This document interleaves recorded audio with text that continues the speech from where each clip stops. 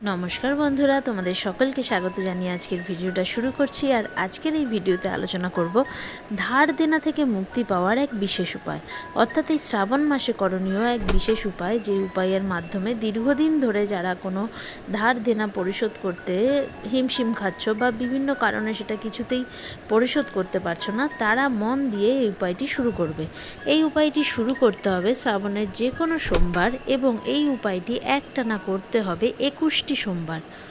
যত বড় অ্যামাউন্টের ধার দেনাই হয়ে থাক না কেন, স্বয়ং মহাদেবের আশীর্বাদে কিন্তু সেই ধার দেনা পরিশোধের রাস্তা কিন্তু তোমরা খুঁজে পাবে। অর্থাৎ মন দিয়ে এই উপায়টা করলে কিন্তু ধার দেনার হাত থেকে মুক্তি অবশ্যই পাবে। এই উপায়টি করার জন্য একটি কাচের গ্লাস নেবে, অবশ্যই পরিষ্কার একটি কাচের গ্লাস নেবে। নতুন গ্লাস নিতে পারলে সব থেকে ভালো। তাতে গঙ্গাজল পরিপূর্ণ করে 3টে দারচিনি এবং 3টে 1 টাকার কয়েন দেবে এবং 3টে তেজপাতা